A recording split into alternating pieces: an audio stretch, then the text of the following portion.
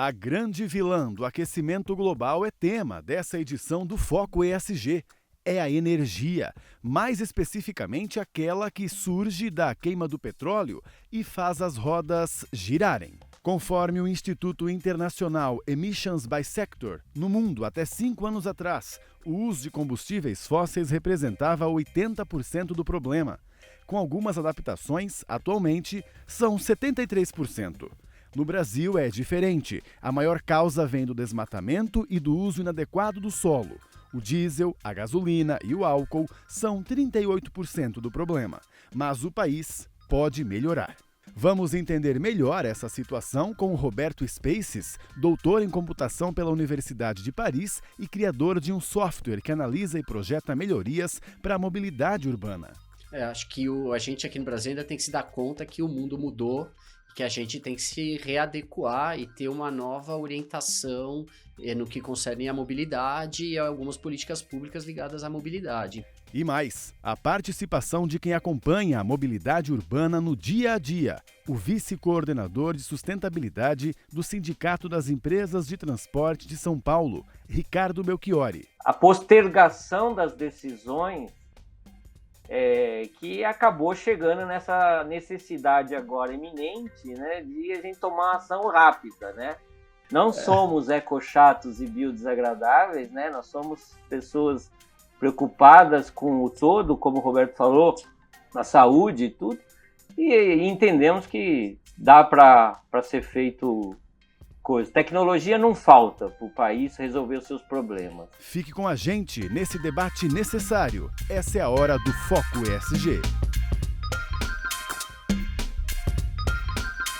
Olá, obrigado pela sua companhia e por ter escolhido a gente para se informar melhor sobre o ESG.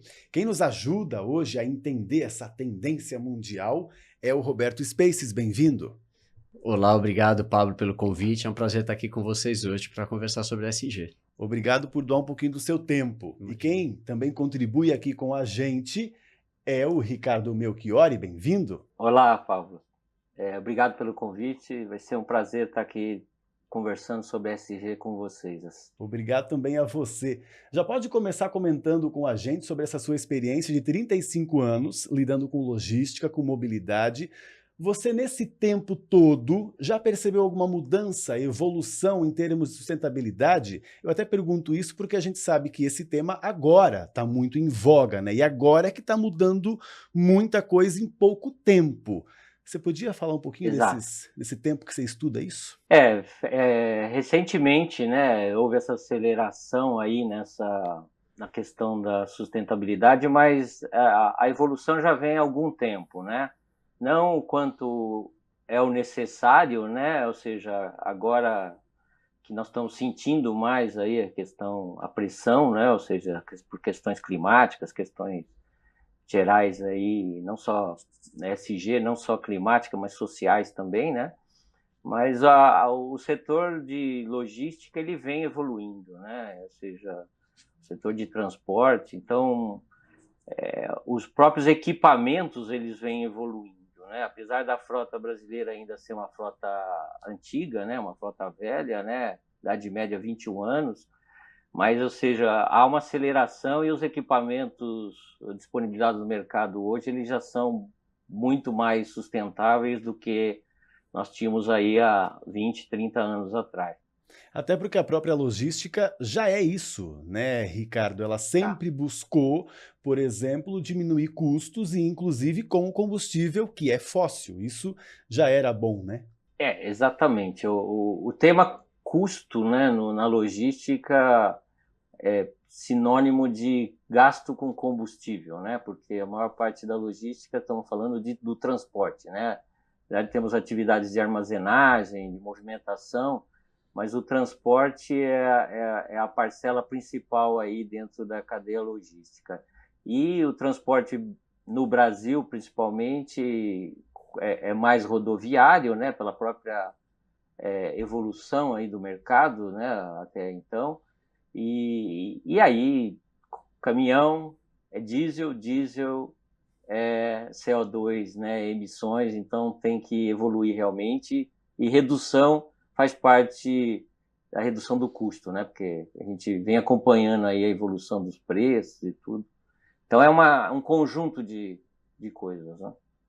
Roberto, o Ricardo inclusive comentou sobre a nossa frota, ele disse que é velha, provavelmente em comparação até com outros países, né? Como é que você considera a frota brasileira? Então, é o que ele falou. O problema é que tem esse problema no Brasil de dificuldade em se mudar, é caro, né? Um carro é caro, ônibus também é caro. Os ônibus, em geral, nos contratos de concessão, eles já prevêem mudança da frota e atualização, mas não são todas as cidades que podem se dar ao luxo de trocar o ônibus e ter ônibus mais novos em circulação. O que acaba acontecendo é que os grandes centros renovam suas frotas com um pouco mais de frequência, e esses ônibus mais antigos acabam indo para outras cidades menores e continuam circulando no Brasil, poluindo, mas a poluição muda de lugar, né? Então, precisa ter um incentivo, né? Quando a gente compara com outras cidades, eu estava comentando anteriormente com você, do caso da Noruega, né? Eu conheci uma pessoa que me disse que na Noruega metade dos veículos particulares já são elétricos. E essa conversão rápida do parque diesel gasolina para elétrico aconteceu graças a algumas políticas do governo norueguês que sobretaxaram carros poluentes, diminuíram o preço do carro elétrico e hoje na Noruega é mais barato você comprar um carro elétrico do que um carro a diesel. E aí fica fácil a decisão, né? Você, enquanto cidadão, você tem duas opções. Se o carro elétrico é mais barato, é melhor para você comprar o carro elétrico e é melhor para o país que você compre o carro elétrico, porque aí você não está gerando todos os problemas que um carro a gasolina ou a diesel gera. E na Europa se discute mais isso, né? Mais países estão fazendo isso agora. Por que no Brasil demora mais, hein? Pode ser um Essa é a pouco polêmico. pergunta, né, de $1 milhão, né? São questões de regulação, da própria condição econômica, questão de juros, né? Porque a renovação de um equipamento, uma máquina, e um caminhão nada mais é que uma máquina, né? Precisa de fomento, né? Precisa de auxílio, né? Então, só para terem uma ideia, hoje, ou seja, com dados da FenaBrave, nós temos em circulação mais de 3.600.000 caminhões, com uma idade média de 21, né?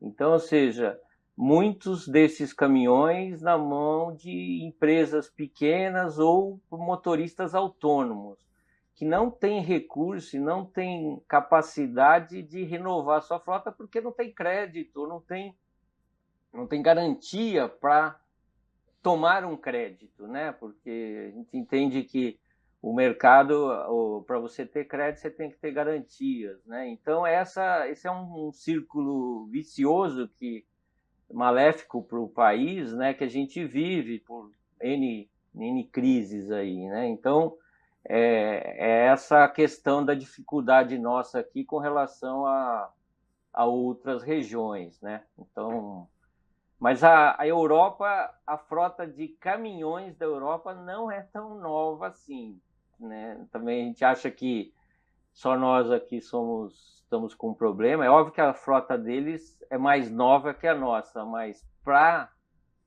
por serem países desenvolvidos, hoje é considerada uma frota velha. É um problema que eles têm lá para resolver também, né?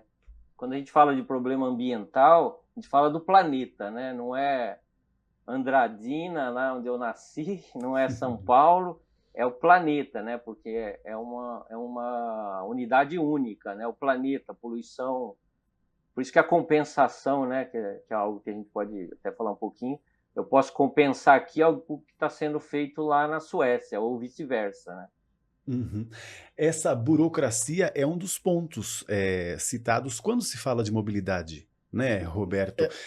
Precisamos de um envolvimento realmente dos nossos governantes para mudar isso? Onde é que está o problema? Acho que a gente aqui no Brasil ainda tem que se dar conta que o mundo mudou e que a gente tem que se readequar e ter uma nova orientação no que concerne a mobilidade e algumas políticas públicas ligadas à mobilidade. Então, um problema é essa orientação que em algum momento no histórico das nossas cidades levou a um desenvolvimento de cidades mais apropriadas para carros, mais com abertura de avenidas, estímulo à movimentação de longas distâncias, com subúrbios e tal, e em detrimento de outros sistemas de transporte que já existiam, do trem, né, que foi sucateado, mas até exemplos mais arcaicos, assim, em São Paulo, o bonde em São Paulo já saía do centro e você conseguia chegar de bonde em Santo Amaro há muito tempo atrás, né? E há um momento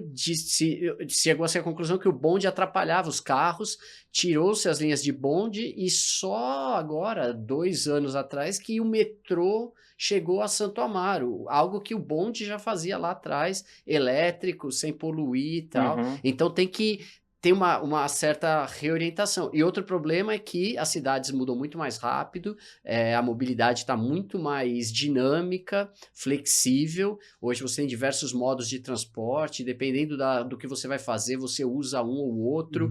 Até mesmo a oferta de transporte público, por exemplo, tem que se adaptar a essas variações. Agora, na pandemia, a gente teve uma mudança completamente no perfil de viagens e as cidades tinham dificuldade em adaptar a oferta porque os contratos de concessão de transporte público eram contratos de 20 anos, que determinavam a quantidade de ônibus que tinha que rodar cada dia e tal, e o gestor não tinha flexibilidade para adaptar o serviço a uma demanda que flutua, né? Então, toda a parte de governança de mobilidade, de gestão da mobilidade, de contratos, tem que se orientar para uma nova realidade, um novo mundo que vai ser mais sustentável, mais dinâmico, mais flexível, e quanto mais rápido a gente fizer isso, mais chance de ter sucesso. Esse ponto, né, que o Roberto falou é muito interessante e me fez lembrar de Brasília, que também pode ser um ponto polêmico, porque claro, a gente tem que admirar aquela arquitetura que é um marco mundial, todo mundo admira, só que não foi projetada para um transporte público. Exato, né? É um conceito que é meio antigo, que hoje em dia a gente vê que tem limitações, né? E aí tem esse problema de você redesenhar as cidades que já existem para funcionarem de outra forma. É aí que a gente tenta ajudar um pouco as cidades, olhando para os dados, olhando para informações sobre os ônibus que estão se movendo, carros e tal, para que a cidade consiga enxergar aonde esse modelo não está funcionando mais e testar mudanças e ver se essas mudanças são efetivas. Então, Brasília precisaria de um redesenho, né? Você tem, não só transporte público tem problemas em Brasília, até andar em Brasília é difícil. Muitas ruas não tem nem calçada, você anda no meio da grama, no meio do barro, né? Então, assim, é uma cidade que precisa ser redesenhada e adaptada um pouco para um futuro de uma mobilidade mais sustentável e menos ligada a carros individuais e particulares. A evolução, ela inclusive sempre tá ali à nossa vista, né? Sempre é difícil só executar, né? Inclusive, quando a gente fala da tecnologia que abastece os nossos carros, porque a gente fala tanto em veículo elétrico, só que nós temos um problema de abastecê-los, né? Falta o lítio, por exemplo, que é colocado na bateria e produzir a bateria hoje em dia está caro porque não tem essa matéria-prima em todo lugar, né? Esse é o novo desafio, né? Ou seja, saindo do combustível fóssil para a tecnologia, né? Esses metais raros e preciosos aí, ou seja, que daí tem a mineração, que para gerar uma bateria você tem que minerar o lítio, tem que tratar, você tem uma série de outros, vamos chamar assim, malefícios para ter um benefício que é a substituição do combustível fóssil para um combustível aí mais sustentável, o elétrico, né? Mas no meio do caminho nós temos aqui uma solução que já foi implantada, foi um pioneiro no etanol, né? E que também não anda, né? Ou seja, os carros hoje são flex, né? E tudo, mas por uma questão de burocrática, vamos chamar assim, né? Questão de sustentar, de fomento, né? Você vê que o etanol, ninguém usa etanol no carro porque ele não tem a vantagem econômica, né? A gasolina ainda rende, ele tem um preço, a paridade dele com relação à potência e a questão não só a potência até o etanol é melhor, mas a questão do rendimento, nós mesmos erramos, né? Então nós como cidadãos, a gente vai lá no posto, enche de gasolina, não fala, enche de etanol para ajudar o planeta, né? Então a educação passa todos os níveis, né? Ou seja, de tudo, das simples decisões ali de eu pôr etanol ou eu pôr gasolina, né? Então o carro elétrico é algo que é o sonho de consumo aí, o sonho mas que para a nossa realidade brasileira ainda está muito distante, né? Os valores, ou seja, é a mesma história do caminhão elétrico ou do caminhão mais moderno, né? Então, quando a gente fala de uma frota, né? Falando de transporte, mobilidade e carga, né? E uma frota aí de 21 anos, faz 10 anos que foi lançado o caminhão Euro 5, né? Que é o caminhão já um pouco melhor, um caminhão que poluía menos, e a frota, a idade média é 20, né? Então, a gente sabe o que é média, né? Então, se é 20, é porque tem caminhão de 40 anos rodando ainda, né? Então o automóvel é a mesma coisa, né? Dependendo das localidades, das cidades, como o Roberto comentou, o ônibus ele sai do grande centro porque um contrato prevê que ele seja renovado em tanto tempo, né? Em cada 5 anos seja renovado, mas ele vai para o interior, para uma cidade mais simples, ou vai para até o periférico aqui, e ele está rodando até hoje um ônibus lá da década de 70, da década de 60, está rodando. Tem ônibus assim ainda. Acho que tem, só para complementar, uma questão que é isso, que a gente usa muita energia para se deslocar hoje nas nossas cidades e no país, né? Sim. É muito ineficiente, né? A troca do trem, por exemplo, por caminhões, você consegue transportar a mesma quantidade, eventualmente com vários caminhões e tal, mas é menos eficiente no uso da energia. E nas cidades também, né? O transporte individual, ele é o menos eficiente. Então, se a gente converter o que a gente tem hoje para elétrico, vai faltar bateria, vai faltar energia, a gente vai ter outros problemas relacionados a essa transição. Então, a gente tem também uma outra lição de casa, que é usar a energia que a gente tem mais eficiente para transportar bens, pessoas nas cidades e pelo país. Então, temos que mudar uma cultura, começar a usar outras formas de transporte, transportes de grande capacidade, transporte sustentável, e usar essas outras formas de transporte rodoviário o menos possível, para quando fizer a conversão a gente conseguir ter recurso para manter essa infraestrutura elétrica. É interessante, você que nos assiste, você também que nos ouve, né, seja então por videocast ou podcast, perceber como temos parênteses, né? Só que todos eles têm solução? Não. A gente pode até citar, né? A questão da bateria tem um problema que é minerar, ou seja, pode não ser sustentável invadir, por exemplo, uma floresta para tirar de lá o lítio para fazer a bateria. Todas as situações têm um parêntese, mas a gente tem como... Por qual você começaria? Não, mas eu acho que é uma discussão que acaba escondendo os problemas principais, né? Quer dizer, mas gerar energia pode também ter impacto no meio ambiente, a geração de energia. O que adianta ter um carro elétrico se a energia não for limpa? Ou como que a gente faz para ter as baterias e tal? Mas a gente tem um problema, acho que acaba escapando nessa discussão, que para mim é muito importante, que assim, com o carro, com o caminhão, hoje a poluição nas cidades tá na cara da população, né? Então aqui a gente tem hoje 12 milhões de pessoas morando em São Paulo que estão respirando um ar que tem câncer de pulmão, que tem problemas respiratórios, tem impacto na saúde pública gigantesco, né? E se a gente trocar isso porque seja uma usina de geração de energia distante da cidade, que você possa capturar o carbono, usar alguma técnica para evitar a dispersão na atmosfera e tal, você já traz ganho para a população que não está recebendo aquilo de cara, né? Então, nesse caso da bateria, tem como a gente mitigar. Tem um outro problema também que o Ricardo comentou, a questão do etanol. A gente teve até problemas anos atrás agora, recentes inclusive, que o próprio incentivo do governo, né, que deveria aumentar a cada ano para a gente ter cada vez mais o biocombustível e, no fim das contas, a gente não teve esse incentivo, né? Esse foi um problema realmente de governo. Sim, sim, sim. É um problema, foi um problema de governo, né? Porque o empresário, ele investe em empresa A, B ou C, ele tem que ter o retorno, né? Ele tem o papel dele, a empresa tem o papel de geração de riqueza, de geração de emprego, contribuir, mas ele tem que ganhar dinheiro para poder fazer tudo isso. E se não tiver um incentivo, como o Roberto falou, na Suécia, se não me engano, lá teve lá um incentivo, né? Noruega, né? Teve um incentivo, ou seja, aqueles países nórdicos, todos eles são mais avançados e incentivam.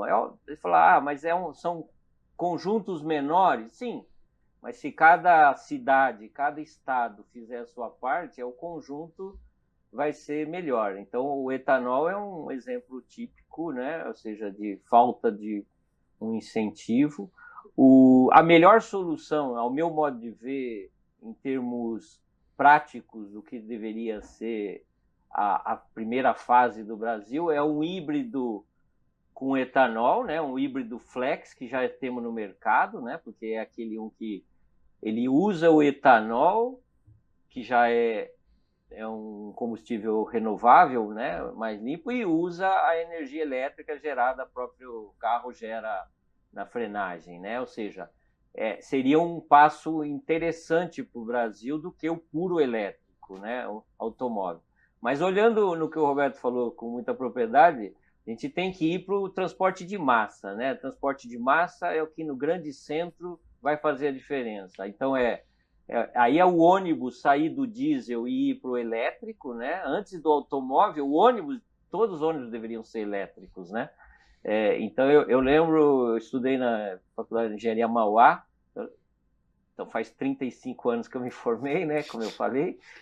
Eu lembro de um ônibus teste lá da CMTC elétrico lá, que ficava lá no pátio, ou seja, há 35 anos atrás já tinha esse projeto. Então, aí a questão de governo para governo, ou seja, que vai passando, né?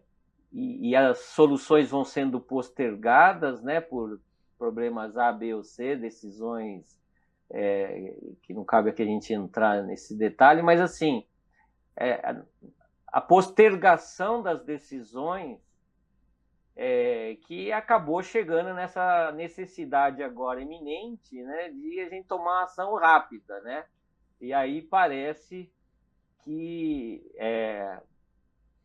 nós somos, né, nós que fomentamos esse tipo de coisa, que somos, como eu gosto de dizer, os biochatos e os ecochatos, na verdade, e biodesagradáveis, né? Que é o pessoal que fica falando nisso, né? Então, não somos ecochatos e biodesagradáveis, né? Nós somos pessoas preocupadas com o todo, como o Roberto falou, na saúde e tudo, e entendemos que dá para ser feito coisa. Tecnologia não falta para o país resolver os seus problemas, tá?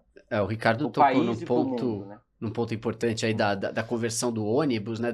Que é muito mais fácil os ônibus serem elétricos do que os carros.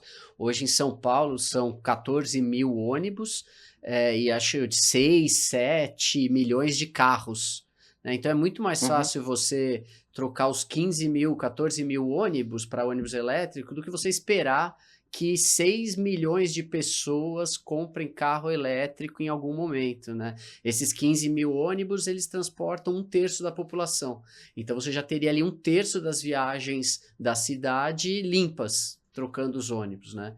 E tem uma política da cidade de zerar as emissões em 20 anos na cidade de São Paulo. É uma política que está sendo posta em prática com metas anuais que são verificáveis e tal. A gente também até gera dados a respeito disso nas nossas plataformas para verificar se a política pública está sendo cumprida, mas é um primeiro passo que deveria ser, assim, uma decisão até nacional estimulando as cidades a fazerem essa conversão. Até queria te perguntar um pouco mais sobre essa análise dos dados do transporte público, por exemplo, da mobilidade em geral, né? Quais pontos que já foram mostrados por essa análise e que também acabaram trazendo então um problema, mostrando que existe um problema, para que a gente pudesse buscar uma solução e que foi legal, que aconteceu de maneira, né, eficiente. A gente, aqui em São Paulo mesmo, a prefeitura usa a nossa plataforma, tivemos contrato com eles durante um período, estamos renovando, e a gente apoiou eles na decisão onde colocar faixas exclusivas de ônibus, locais em que os ônibus estavam muito devagar, e mediu o impacto disso depois da implementação da faixa, usando os dados de movimentação dos ônibus. Então, a gente conseguia ver que antes da faixa, o ônibus andava a 10 km por hora, depois que foi instalada a faixa, passou a 15, 16, conseguimos medir o ganho em tempo nos deslocamentos. Teve situações onde houve uma mudança de mão de direção numa avenida e isso teve um impacto que caiu a velocidade do ônibus pela metade dos ônibus que passavam na região. Então tiveram que adaptar as linhas, desfazer a mudança. E também teve o caso contrário, teve casos em que tentou-se uma política para priorizar o tráfego do ônibus, por exemplo, um viaduto que fecharam para carros e permitiam que só ônibus passassem no viaduto. E aí, na hora que verificaram com os dados, viram que teve perda de performance, na verdade, porque o tempo que o ônibus demorava para acessar o viaduto, ele tinha que cruzar uma avenida e era menos eficiente do que tinha antes. Aí, então, abandonou-se essa ideia e manteve-se o que estava acontecendo antes. Então, é para ajudar nesse tipo de decisão, tentar melhorar a performance do transporte público, tentar trazer mais gente para o transporte público, que isso tem impactos de longo termo na cidade, na sustentabilidade da cidade. O que é importante porque acaba tornando então o transporte público mais eficiente, atrativo mesmo, né? Será que essa é a receitinha, né, Ricardo, para que a gente mude também dos principais problemas, que é a cultura do nosso povo, que não gosta muito de andar de transporte público, e a gente entende até, às vezes, o motivo, né? A lotação, por exemplo. Como é que a gente poderia melhorar e atrair? A cultura do brasileiro porque nós vamos para o exterior, andamos de metrô, e achamos chique. De trem, de ônibus, achamos chique, bacana, fazemos selfie, mandamos, postando, estou aqui em Nova York, em Manhattan, no metrô, né? E daí você fala, vou andar no metrô de São Paulo ali, vou pegar a estação ali, Eucaliptos ali, que é linda e tal. Não, você acha que eu vou de carro, né? Não tem dúvida. Então, assim, o brasileiro, ele tem essa questão, né? Mas é óbvio, o transporte público é inegável que ele melhorou muito, tá? Eu uso transporte público, por exemplo, se eu tenho uma reunião. Eu moro em Santo André, tá? Então, estou em Santo André aqui, no ABC. Se eu tenho uma reunião na Paulista, ali na região, eu vou de metrô. Eu pego o trem aqui em Santo André, CPT, eu vou pego a linha verde, ali numa estação que tem uma interligação, e é melhor do que ir de automóvel, porque de automóvel você vai demorar mais tempo, não tem onde parar, vai gastar muito mais, e você vai perder mais tempo. Então, assim, quem não anda de metrô, não andou, eu convido a andar, porque é muito bom. O metrô de São Paulo é muito bom. A questão também está tendo uma mudança, uma aceleração nessa implantação de linhas, né? Interligação, ou seja, então, de uns anos para cá, a gente vê hoje realmente a malha na Grande São Paulo evoluindo muito, né? Próprios trens mais modernizados e tal. O próprio padrão, ou seja, uma aceleração no padrão da mudança da construção de metrô, né? Quem já teve a oportunidade de viajar e ver outras estações de metrô no mundo, as estações do Brasil, aqui de São Paulo, são monumentos, né? Então, ou seja, o custo de fazer uma estação no Brasil, ele é muito, mas muito superior ao custo de uma estação em Londres, né? Então, assim, e aí, por que lá tem mais estação? Bom, começou antes, tem muito mais tempo, né? Um país mais rico, mas também a gente ajudou a querer fazer cada estação parecer um museu, né? Um museu de arte moderna. Então, isso vai mais dinheiro, né? Houve uma mudança. Eu acho que a educação, a gente teria que ter programas, ou seja, de incentivos nas escolas, né? Passeios, né? Não é pegar as crianças, botar num ônibus só e e levar num museu. Talvez pegar um ônibus, leva numa estação, pega o metrô e vai no museu, entendeu? Então, são coisas simples que dá para ser feito, que vai evoluindo, né? A cultura, né? Porque acho que é um pouquinho todo dia, né? Não vai ser de uma vez, tem que ser um pouquinho todo dia e cabe a todos nós, né? Roberto, a gente está ansioso, é isso? Tem que ter um pouquinho de paciência, tempo. Eu tô otimista, assim, até com essa mudança de cultura, né? Eu acho que as novas gerações têm já uma cabeça bem diferente do que eu tinha quando eu tinha 18 anos, né? Eu fiz 18 anos, tirei a carta uma semana depois, a carta de motorista, para poder dirigir. Hoje eu nem dirijo, hoje meu carro fica parado, eu vou de bicicleta pro trabalho, pego ônibus, metrô, sempre que dá, o meu carro fica parado o tempo inteiro, mas eu conheço uma galera mais nova que não tem essa pressa, gente que tá com 20, 22, 24, e não tem carta de motorista, não precisa, quando precisa ir para um lugar mais longe, pega um veículo de aplicativo, se não usa ônibus, o metrô. Então acho que essa mudança está acontecendo, acho que vai até acelerar, acho que vai cada vez mais gente mudar a forma de pensar e acho que a gente vai começar a ter menos resistência a algumas políticas e algumas ações de incentivo a um transporte sustentável, porque a geração mais nova é mais esperta do que a nossa, né? Que foi moldada com as ideias menos sustentáveis. Roberto, Ricardo, muito obrigado, então, pela disponibilidade de vocês. O papo foi muito legal, até passou rápido, né? E a gente se encontra, então, no metrô para continuar esse tema aí. Com certeza. A gente se vê, então. Muito Roberto, obrigado pelo convite, foi um prazer, foi muito legal mesmo, passou bem rápido. Valeu, então. Obrigado a vocês dois. E você também que nos acompanhou aqui. E tem muito mais Foco ESG. É só você seguir a gente no YouTube, né? Clicar no sininho para ser avisado quando tem episódio novo. Além disso, o nosso Foco ESG também está nas plataformas digitais de videocast e podcast, além do SBT Vídeos. Até mais!